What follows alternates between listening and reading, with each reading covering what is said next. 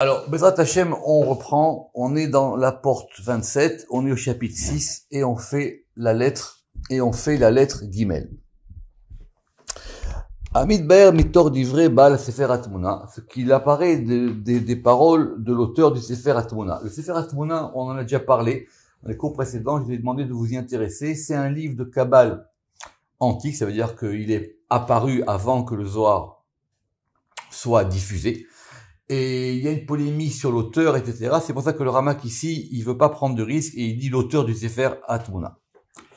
Que cette lettre-là, sa force, elle est dans la Bina. Et elle est là, et parce qu'elle est la troisième. Donc c'est facile, on prend les lettres pour le moment dans l'ordre numérique. Aleph, c'est la première Keter. Bet, c'est la deuxième Rorma. Gimel, c'est la troisième Bina. Et elle s'appelle Gimel.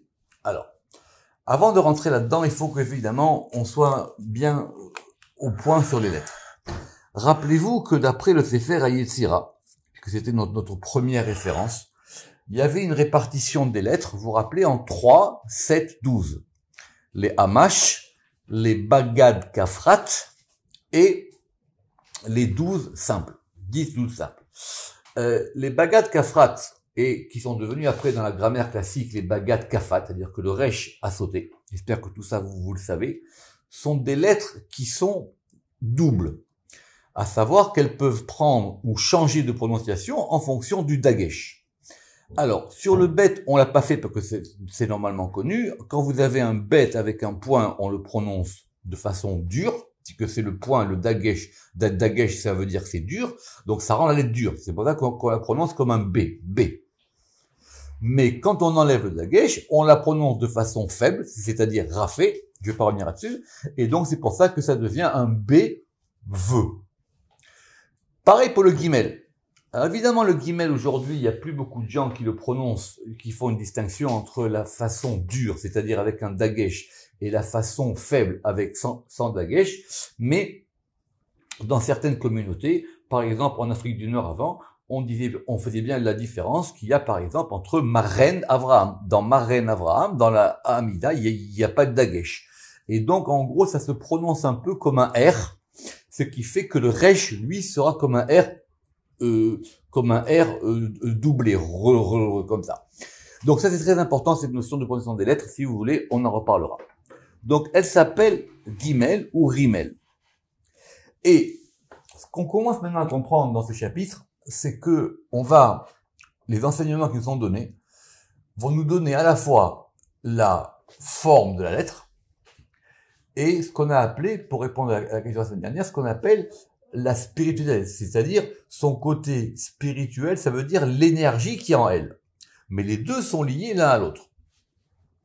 D'accord. Et l'une des manières de passer de l'un à l'autre, c'est comme ça que, par exemple, Zohar, il va faire dans l'analyse des lettres. Vous vous rappelez, au début dans Bereshit, quand les lettres, elles se présentent devant Kouché Berichou pour pouvoir créer le monde. Et à chaque fois, Dieu, il va prendre une lettre et il va dire, tu sais quoi, toi, tu es digne ou pas digne en fonction d'un mot qui va te caractériser. Donc, on prend un mot qui caractérise la lettre.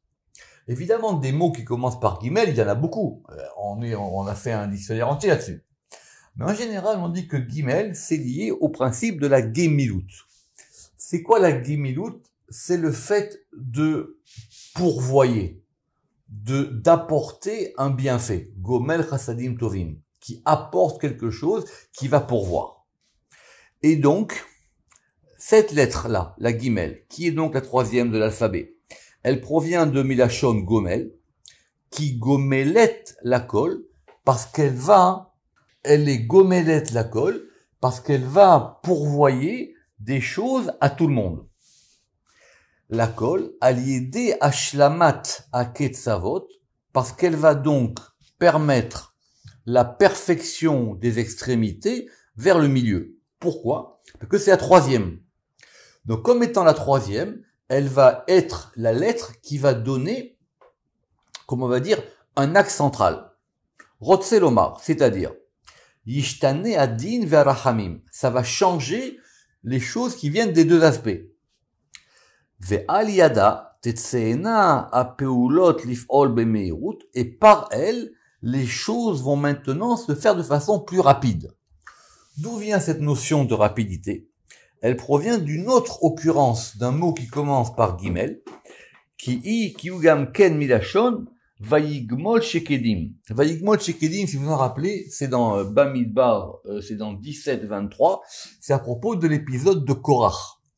Et vous vous rappelez que Dieu, il a demandé, il y a ce qui est des bâtons, il en a dit, et ces bâtons, ce sont des branches d'amandier, et on verra la branche qui va fleurir le plus rapidement. Et là-bas, il y a employé ce mot de vaïgmol. Donc c'est aussi une lettre qui précipite les choses.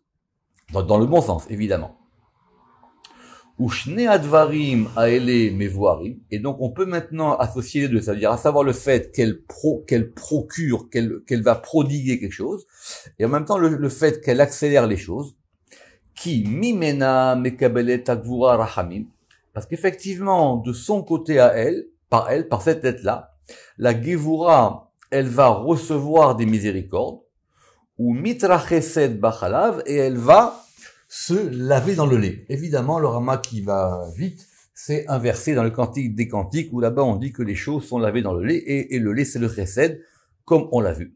Et effectivement, et on l'a aussi expliqué dans Sharmaout Vanaga au chapitre 6. Velachen, Keshei mekabelet adin. Donc maintenant, lorsqu'elle cette lettre-là, on a dit qu'elle était médiane, parce que c'est la troisième. Lorsqu'elle va recevoir le din, Nimsa Shalom Ben Adin Ve'achesed, ça va procurer maintenant la paix, c'est-à-dire la concorde, comme on peut dire, entre le din et le chesed. Et de même, Vechen, Kol Sefirot Abinyan, et de même pour toutes les Sefirot du Binyan. Pourquoi? Parce que si c'est la Bina, c'est de la Bina que sortent toutes les 7 Sefirot d'en bas. Donc c'est la lettre qui va prodiguer, en gros, rappelez-vous que la Bina c'est la mer. Donc c'est elle qui est gomelet, c'est elle qui va prodiguer aux autres. Donc elle prodigue à tous les éléments qui sont en bas. Ve'aliado, ve'aliada, pour l'autre bameirut, et par elle effectivement, selon cet aspect de la vitesse, c'est elle qui va permettre d'accélérer les choses. Et on va maintenant essayer de la dessiner. Alors on va proposer pour le guimel plusieurs manières de le dessiner. J'espère que vous avez le livre ou le schéma. Comment on va le faire? De façon simple. On va considérer que c'est un vav et un zayin. C'est-à-dire, le côté droit de la lettre, celui qui est vertical, c'est un zayin. Et le pied du guimel, vous avez vu que le pied du guimel, il est un peu particulier, c'est un vav. Donc on a mis un zayin et un vav. C'est intéressant parce que 6 et 7, vous avez remarqué que ça fait 13. Donc vav et zayin, parce que le zayin, il indique Netzach, et le Vav indique Tiferet, comme ça sera expliqué. Alors nous, on va l'expliquer, que le Vav correspond à Tiferet, on l'a déjà vu plusieurs fois, vous vous rappelez, c'est le Vav de Yudke Vavke, c'est le Vav des Sisirot, ça c'est clair. Que le Zayin représente Netzach, ça on le verra plus tard. Velachen, et écoutez bien les mots, Yirmoz Atsura Aruchanit. Et donc, de cette figure, c'est-à-dire de cette matérialité de la lettre, on va comprendre maintenant sa forme spirituelle, azot. Et yota yoneket ikar yenikata minabina. Ça veut dire que c'est vrai qu'elle reçoit sa force de la bina. Mais quand on l'écrit, on a vav zayin. Et vav zayin, c'est quoi? On a dit que c'était tiferet et netzach. Vous comprenez maintenant comment le Ramak, maintenant, il va commencer à nous expliquer ces mouvements des lettres. Donc, elle provient de la Bina en tant que c'est la troisième lettre. Mais quand on l'écrit, c'est Vav Zayin. Or, Vav Zayin, c'est quoi? C'est Tiferet et Netzach. On relit. Eyota yoneket ikar yenikata minabina. Ou mestayeret betsurata. Mais maintenant, quand on l'écrit, c'est un Vav Zayin. Ça veut dire que maintenant, cet influx de la Bina, il va passer par Tiferet et Netzach. Ou les fichar, même shalta aliédé achama.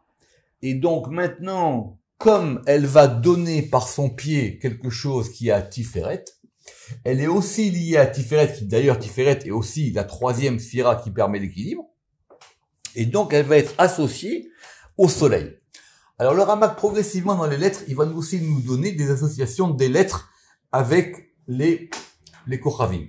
Mais n'oubliez pas que ça, c'était déjà dans le Sefer Yetzira. Vous vous rappelez, dans le Sefer Yetzira, on avait dit qu'il y avait les 7 et les 12 qui correspondaient aussi aux signes zodiacaux. Ceux qui veulent le voir, ils peuvent le voir là-bas.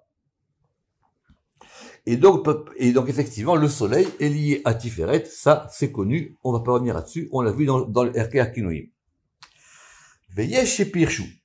Donc, et certains d'autres ont expliqué. Donc, je reprends. Dans cette porte-là, le Rama qui veut pas prendre parti, il veut simplement dire qu'il y a plusieurs manières de voir la lettre, et il ramène des enseignements. Quand il peut, il ramène des enseignements du Zohar aussi, pour voir différents aspects de la lettre. Veyesh chez Pirshu. Certains ont voulu expliquer que Rosh Gimel ou Yud, la pointe supérieure gauche du Gimel, c'est un Yud. Vous le voyez bien. Chez Yeshla, Dalet Oxin Kazé. Et ce Yud là, il a 4 pointes. Alors, c'est intéressant parce qu'ici, il va rajouter maintenant les tagines. C'est quoi les tagines? Je sais pas comment on traduit en français, ce sont des ornements, des couronnes, des lettres. Et sur certaines lettres, on verra ça si tu veux dans les tikkuné à Zohar.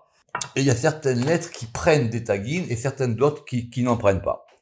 Et donc ça va faire 4 oxines, kazé, et donc vous avez le schéma, qui sont Keter en haut, Shem Keter les Maala, Chochma el Yamin, Chochma à droite, et la Bina à gauche. Donc on a Keter, Chochma, Bina. Vea Chesed Tachat Shloshtam, et le Chesed en dessous. Vezeut Surat Rosh et la Gimel. Et donc ça c'est la forme de la tête du Gimel. Après, donc si vous faites maintenant comme ça votre tête du Gimel avec 4, donc du coup la barre la barre verticale du côté droit, ça devient un Vav. Et le Vav, Vav, Shei Zekufa ou Atiferet. Et le pied, Shei Matouar, vous avez bien vu que ce pied-là, il est étendu. C'est comme la fin de la lettre Gimel vers le bas, elle a comme un pied qui est étendu. Ou à Yamin, évidemment ce pied-là il part de la droite, donc c'est la droite, à Peshuta le Kabel Shavin, c'est ce côté de Chesed dont on sait que le Chesed il est là ouvert pour pouvoir tendre sa main à ceux qui veulent revenir. Vea Oketz, et vous avez sur le pied du Gimel à l'extrême gauche, vous avez aussi une pointe. Et cette pointe-là, elle indique la Malchut. Et pourquoi? Parce que Ve'u Gemul Tzadikim Ayoshvim, parce que c'est ce qu'on va prodiguer aux justes qui sont assis et qui ont leur couronne sur leur tête. Alors là, vous comprenez bien que c'est beaucoup plus compliqué, parce qu'on a Keter, Chochma, Bina. Qu'est-ce qu'on avait dit? Keter, Chochma, Bina, Chesed, Tiferet, et Tiferet, effectivement, et le côté droit, et la Malchut. Yesh Mishipiresh Gimel, Romez la Chesed. Et c'est en gros comme ça qu'on va dire en général, c'est comme ça qu'on dirait à la Tikkuné Zohar, que Gimel, en fin de compte, c'est une lettre qui est plus du côté du Chesed, à cause de cette notion de Gemilut. Vous voyez, ce qu'on appelle la Gemilut Chassadim, c'est elle qui va prodiger. Simplement que, pour être précis, quand on parle de la Gemilut Chassadim, on a mis 2 mots. On a dit le fait que ce soit Gomel, c'est-à-dire que ça prodigue. D'ailleurs, c'est ça la bracha du Gomel. La bracha du Gomel, ça veut dire qu'on remercie Dieu de nous avoir fait passer une épreuve et que donc cette épreuve-là nous a procuré finalement un bien. On a fini un voyage, on est sorti de maladie, on a fini une période difficile, c'est pour ça qu'on fait le Gomel. Mais on dit Gomel Chassadim, qui prodigue des générosités. Donc c'est pas forcément lié à Chesed, j'espère que ça vous avez compris. Chez Gomel Tov, les Chayavim, parce que c'est elle qui va prodiguer du bien à ceux qui en ont besoin, et elle va les purifier. Yesh Mishipiresh Binyan Acher. Dernière explication, complètement différente sur le Gimel. Gimel Yeshla Betz Dadim. On va maintenant considérer que simplement, elle a 2 côtés. Mata Ve'etz elle a donc maintenant le bas, c'est-à-dire le pied, et comme si c'était un arbre. D'accord? Donc, c'est-à-dire vous avez le côté, on va dire, vertical à droite et un pied à gauche. Ve'etzamata, achuz be'em saito, et qui va maintenant, qui est pris du côté du milieu, Dougma shel soar, et ça représente comme une ouverture. C'est quoi cette expression de Tsoar? J'espère que tout le monde le sait, c'est dans l'arche de Noé. Tsoar ta'aseh la teva. Je sais pas comment on dit en français, c'est pas une fenêtre, c'est comme on fait une ouverture dans un mur pour que la lumière elle rentre. Je sais pas comment on dit, je crois que ça s'appelait une meurtrière, mais je suis pas sûr. Donc c'est comme une lettre qui va faire passer une lumière. C'est intéressant, ça. Pourquoi? Asou lekabel shefa otiyot, qui est là pour nous permettre de recevoir l'influx des lettres d'en haut. Shel mala lemata, de haut vers le bas. Ve'i petucha lifnim, et elle est donc ouverte. Vous voyez bien que le guimel, il est ouvert du côté gauche, et cet espace-là de lumière, il fait sortir une lumière. Kede leashpia, mais auto koach baotiyot chez les pour qu'elle puisse influer une force qui est dans les lettres qui lui succèdent. Intéressant parce que le Ramak ici, il introduit quelque chose. Quand on voit une lettre, nous, on voit, si on l'écrit en noir par exemple, sur un papier blanc, on voit du noir sur du blanc. Mais considérez maintenant que cette lettre, le noir, c'est une ouverture. Le trait de la lettre, c'est une ouverture. Ça ouvre quelque chose. Et la lettre, elle va maintenant nous ouvrir quelque chose. Donc, en fonction de la forme de la lettre, on aura une idée de ce que ça fait. En gros, c'est comme si maintenant, dans votre papier, vous faisiez un trou en fonction de la lettre. Donc, si vous avez un papier, et que maintenant, cette lettre du guimel, comme si on l'a découpée, et on mettait ce papier devant la lumière, vous voyez bien que la lumière, elle passe pas pareil si vous avez découpé la forme d'un guimel ou d'un aleph ou d'un bet. C'est ça qu'il veut nous dire ici. Veyesh la chalon kedugmata. Et donc, elle correspond donc à une fenêtre. Mipne. Et c'est même maintenant que le Ramak, il va nous donner le principe général. Chez kol haotiyot en surot, parce que toutes les lettres sont des formes, omdot be'ashva'at hachalonot, qui correspondent à des fenêtres. Chez nivreu betocham, qui sont créées dans leur intérieur. Ve'em kemo aspaklariot mirot, et ce sont donc comme des miroirs éclairants. Une lettre, elle ouvre une lumière. Alors vous comprenez bien maintenant qu'on va revoir les lettres différemment. Vous voyez bien que si maintenant vous reprenez cet exemple, c'est-à-dire que vous prenez votre feuille de papier, vous faites votre aleph, et maintenant vous allez découper minutieusement le aleph, et vous mettez votre papier à la lumière, vous voyez bien voir que la lumière qui sort d'un aleph n'est pas la même que celle qui sort d'un bet et d'un guimel. Le Ramak, il nous dit maintenant ce principe-là. Et du coup, vous comprenez bien qu'une lettre, c'est quelque chose qui fait sortir une lumière. D'ailleurs, même, si on avait parlé de ça, les lettres qui étaient gravées sur les 10 tables de la loi, vous vous rappelez bien que c'était pareil. Que ces lettres-là, elles faisaient passer une lumière. Domot les échouchit savoie, et ça ressemble donc à un vert teinté. Béminé tsivonim, et qui correspond à plusieurs couleurs. Mesumanim, qui sont disposés, ligmor ba'em, c'est pour pouvoir terminer une action. Alors, Ramak aussi va vite, parce que maintenant, on va introduire la couleur des lettres. Alors, la couleur des lettres, normalement, évidemment, dans un Sefer Torah, les lettres, on les écrit avec une encre. L'encre, elle est noire, on l'écrit sur du papier blanc.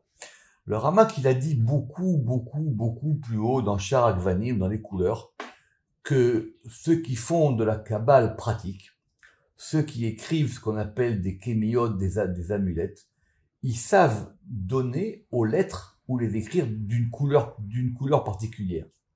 Parce qu'en écrivant une lettre d'une couleur particulière, on va la faire luire d'une manière particulière. Là-bas, dans Sharakvanim, le Ramak, il a dit de toutes les manières, moi je touche pas à ça. La Kabbalah Maasite, c'est quelque chose de très particulier, c'est des gens qui veulent s'amuser à faire des sortilèges et tout ça avec les lettres, ça marche pas. Mais, c'est quelque chose d'intéressant. Rabbi Chaim Vital aussi, il parlera de ça au début de Shar Ruach HaKodesh. Veyesh shepiresh, berachit tevot. Et certains ont voulu dire qu'on pouvait voir le guillemets d'une manière beaucoup plus simple, en prenant les initiales du mot Beged. Beged, c'est quoi? Ça s'écrit Bet Gimel Dalet. C'est-à-dire, on prend les trois lettres, Bet Gimel Dalet. Bet Bina, Gimel Gemul Dalim. Ça veut dire que c'est la Bina qui va prodiguer quelque chose aux Dalim, aux indigents. Vea Dalim em Yesod ou Malchut. Et qui sont les indigents? Ce sont Yesod et Malchut. Venikraou Anim, et on les appelle les indigents ou les pauvres, comme effectivement, on a vu ça dans Erke Akinoïm, et ils reçoivent de la Bina. Dernier point intéressant, ce que le Ramak maintenant il nous livre sur la lettre de Gimel, c'est qu'on va maintenant voir les lettres l'une par rapport à l'autre. Vous avez vu, il s'en a dit Bet Gimel Dalet. Le Bet, il donne au Gimel, et le Gimel, il donne au Dalet. Ce qui est d'autant plus intéressant parce que ceux qui ont fait le Sefer Yetzira, ils savent que il y a plusieurs alphabets. L'alphabet que nous on a, Aleph, Bet, Gimel, Dalet, c'est pas une suite. C'est un alphabet où le Aleph il donne au Bet, et le Bet il donne au Gimel, et le Gimel au Dalet. C'est pour ça que maintenant quand on va changer d'alphabet, on change tout. C'est comme dans un mot. Quand vous avez un mot, la première lettre elle donne à la deuxième, qui donne à la troisième, qui donne à la quatrième. C'est pour ça que par exemple que le tsirouf il change tout. Un mot, ce sont des lettres qui sont associées pour faire un mot, mais dans cette association, il y a un ordre. Et cet ordre fait que les lettres, elles vont interagir les unes avec les autres. Et donc effectivement, cette notion de dal, on va y revenir dans la lettre dalet, comme je l'ai expliqué là-bas. Mais en tout cas, c'est lié à la bina. Vechen igam ken gomelet rasadim. Effectivement, elle est aussi quelque chose qui va prodiguer du chesed. C'est-à-dire que chesed, c'est après bina, évidemment. Besod ashpaata de la chesed, parce que c'est le guimel qui va donc donner maintenant par cette notion du chesed. Et c'est-à-dire, c'est quoi? C'est-à-dire, la pointe qui est du côté de la droite et qui va être en gros comme un influx. Donc, c'est assez court pour le guimel, mais vous voyez bien que maintenant, on va se permettre de faire des choses encore plus complexes. On va comprendre maintenant la lettre, d'où elle vient, et les différents flux qui passent par la lettre. On a terminé pour le guimel. Baruch Adonai Le'olam. Amen ve Amen.